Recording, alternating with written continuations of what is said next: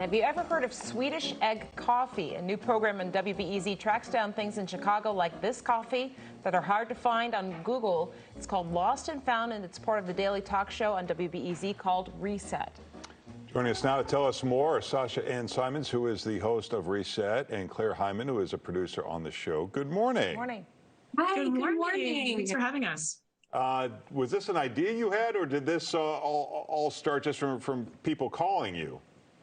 Yeah, so the idea behind Lost and Found really started because when I moved back to Chicago a few years ago, Reset was my reintroduction to the city.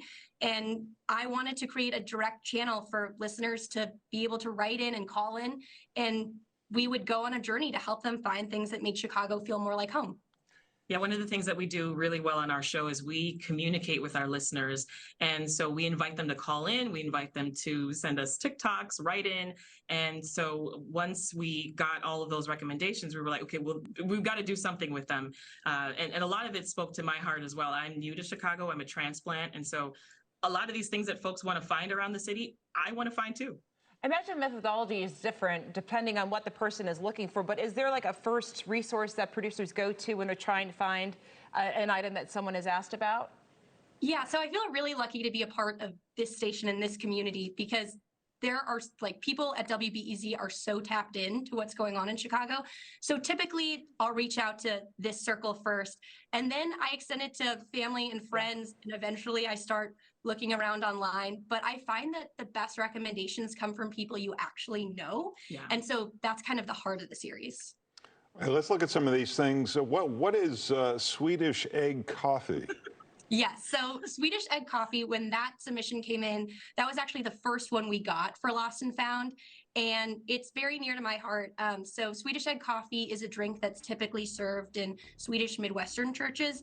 And for those who don't know, you basically mash up an entire raw egg with coffee grounds. It extends the coffee and it makes it kind of smoother. So we got a write-in from a listener who wanted to find it because it was a favorite drink of her friend who had passed away. And I had never heard of it, so I was very intrigued. We did get to try it, and it is very good. Yes. Wow. All right, the next one, someone asked, a listener rather asked, about finding fresh hot peppers.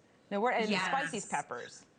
And she went everywhere to find I went everywhere. So this one we did not actually try, just because it would have a little too spicy. I'm a scaredy cat. I can't do hot peppers. But we did have someone call in who was a bit of a hot pepper connoisseur and who grew his own, but he wanted to find a place in the city where he could buy them to make recipes. Yeah. So that one I drove around to a lot of grocery stores and eventually found a farmer's market, the Green City Farmer's Market, that has an awesome selection. And someone called wanting to know about a funeral tradition. Yeah. This was a different one. So yeah, as you're kind of seeing, there's no typical Lost and Found call-in. Yeah. So for this one, someone who was growing up in Wrigleyville noticed when she was a child that when a funeral procession would go by, people would hang on to a button or an article of clothing when the hearse would go by. And so we tracked down someone who was an expert and wrote for a funeral trade magazine. And it turns out this is a Victorian tradition. People would hang on to a button so that they would stay with the living when a funeral hearse would go by. I thought this one was interesting because you would assume paintings in some of these big buildings would be well tracked, but someone asked about what was the Sears Tower, about two paintings, and the first one was Indiana Crop Duster by George C. Clark that was in, I believe, in the lobby of the Sears Tower. Yes. Yes.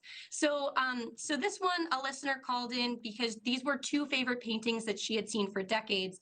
And we actually were able to track down the artist for both of them. This one, I used a little bit of the power of Google and image searching. Yeah. And we also got some help from a listener who recognized one of the paintings when we talked about it on the air. And you found the actual painter. We were able to have the painter on the show. Yeah. And one is called Fences?